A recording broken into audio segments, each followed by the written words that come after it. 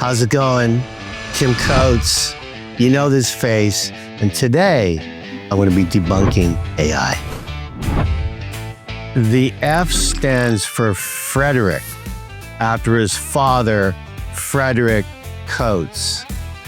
That's true, but I thought it kind of meant Kim Coates.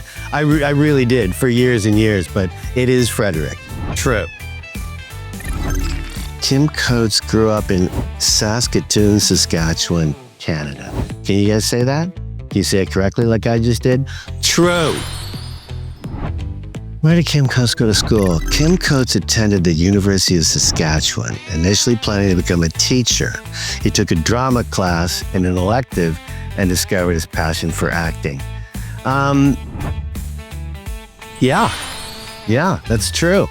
So far, we're doing really well. Good job, AI. Did you have plans to become a teacher? I did. History. Just like you, son. I was going to be a history teacher. Loved history. Acting. Fell for it. Hook, line, and sinker. Kim Coates, if I wasn't an actor, before his passion for acting, Coates had aspirations of becoming a history teacher. Well, I just mentioned that. So, yes, but what I really wanted to do was be a hockey player, okay? That truly was my passion. But you find out very quickly when you're 12, 13, and 14 if you're good enough for that next level. I guess I wasn't good enough. So there you go. What's your team? In the NHL? Sure. Detroit and Toronto, and right now pretty much any Canadian team. You know, so yeah, Detroit, they've won me 4 cups. Toronto hasn't won since '67, so go Leafs, go. Everything. No.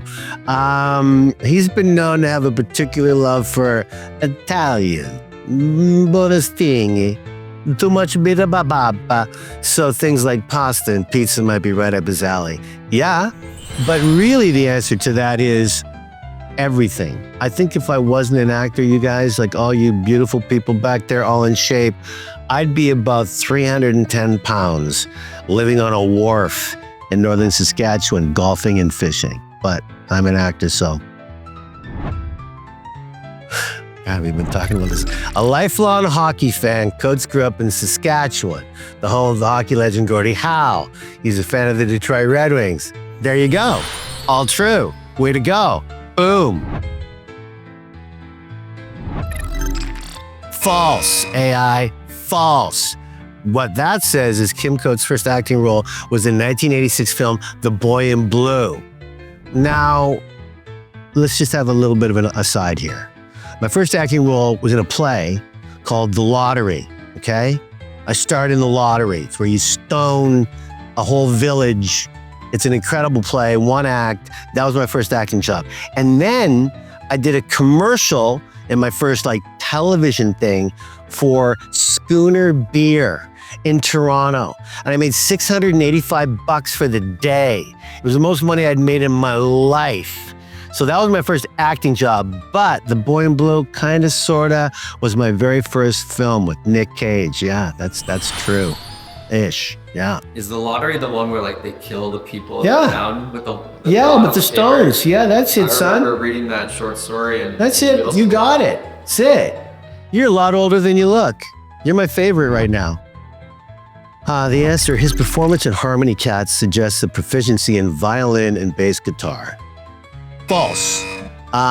Again, yes, I played both those instruments, but I'm such a slacker because I keep saying I've got a saxophone from a movie I did in Paris called Frame Up Blues, and I always said I'd play Happy Birthday and all Christmas. No, never picked it up again. Harmony Cats, a little bit of fiddle, a little bit of bass guitar. No, never picked them up again. So I really suck at continuing these musical instrument dealios for Kim Coates. I wish I was better. Answer, he once turned down a role in Game of Thrones because it conflicted with his charity work. False. I never did turn down a part in Game of Thrones. I may have been offered something on that show. It's a very tricky, quirky, wonderful answer. But as you guys know, we're watching this. When I was doing Sons of Anarchy, there was 5 huge cable shows. Sons, Walking Dead, Breaking Bad, Mad Men, and Game of Thrones. So we were all in that sort of 2007 to 14 arena of cable hits. So I always wanted to be in Game of Thrones. I could have played a dragon, for sure. Look at my nose, dragon.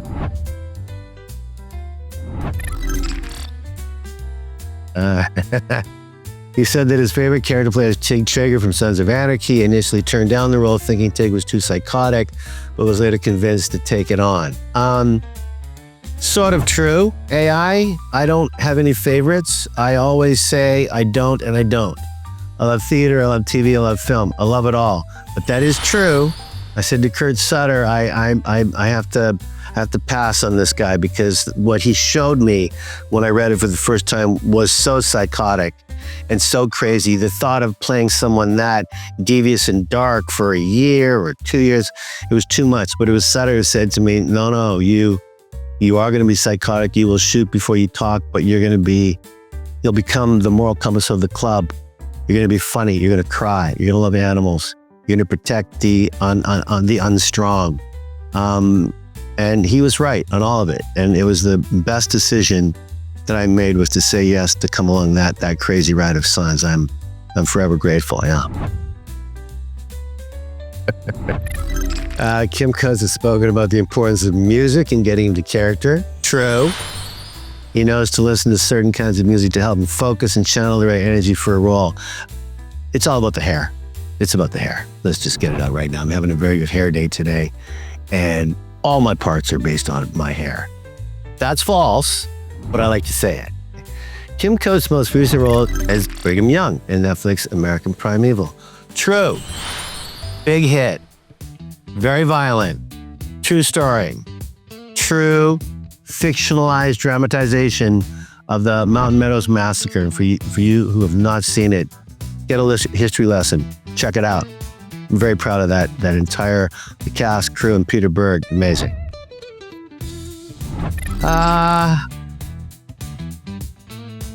Yeah, I am. Season 2. I play Bruegel. If Kim Coates were to join the Walking Dead universe, what type of character would he play?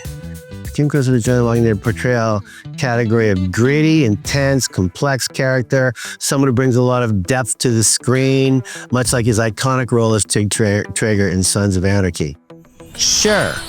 But my mother always says, she's still alive, she's 95, and just had a big birthday party for her in Saskatoon. So who do you kill in this one, honey? Or do you die in this one? How many people do you kill? Mom, I'm playing a doctor. Is he an evil doctor? Like, Mom, for crying out loud. I get a lot of bad boys, don't I, peeps? But I love comedy. I love comedy more than anything. And I choose my parts carefully. So sometimes intensity is part of it. Sometimes comedy's part of it. And Bruegel, who I play in Dead City, has a full palette of a lot of things, a lot of emotions, and I can't wait for the world to see this guy. Yes, Bruegel, cunning, good word. Billionaire, doesn't do him any good because it's a zombie apocalypse now. Gang leader, I am. Ruling his own faction in post-apocalyptic Manhattan. True, all of it's true. And I won't tell you what the nickname is for my gang, but I used it all the time on set. And we had a lot of fun. I have a very big gang. There's 3 gangs in this second season, and I'm the leader of one of them, and it's by far the biggest of the 3. So start to watch, people. It's gonna get crazy. Season 2, Bruegel becomes a key player in the factional power dynamics of Manhattan. He is one of the several gang leaders vying for dominance, posing a significant challenge to Maggie and Negan. True. Mostly Negan. Okay? What did Scott Gimple call Bruegel? Like a frenemy. He's a frenemy of Negan's. You got it? Friend, enemy, frenemy. Eli Jordan did an incredible job writing season 2. And he really let me fly with this guy. I brought a lot of comedy to him, I think, I hope, along with this and this, that. He was really fun to play. Wait to see my wardrobe. Woo! Bruegel's character was actually written specifically for Kim Coates by the show's creator, Eli Journet. Kind of true. Eli did call me specifically after my agents and managers went through a little phone call saying that he had me in mind for this guy and would I please consider playing him. And I needed something to read, so I read the first episode and the fourth episode. And I said, where do I sign? Where is this going to be? I knew Jeffrey already, big pal of his, knew of Lauren Cohen, had never met her, big pal, she's now of mine. Mikey and Ed and Lauren, who directed one episode, all directed these beautifully. And it just really was incredible for me to inhabit that world of zombies. It was just so different from anything I'd ever done with Sons of Anarchy or American Primeval or all the movies I got coming out and that I've done. Zombies it's a different world, right? So to be a part of that was really special for me, and I'll never forget it. Answer. In a fight between Negan and Bruegel, Negan's combat experience would likely give him an edge. Though Bruegel's intelligence and strategic mind can make it a close battle. False. Negan would kick the crap out of Bruegel because Bruegel, kind of true, mind, trying to, connive his way through life, but he's a coward. Deep down, he's a coward. A lot of very rich, smart, conniving men in this world, they're cowards. And Negan's not a coward. So that question isn't whether Jeff or Kim would win in a battle. That is between Negan and Bruegel. And I think Negan would nicely kick Bruegel's ass.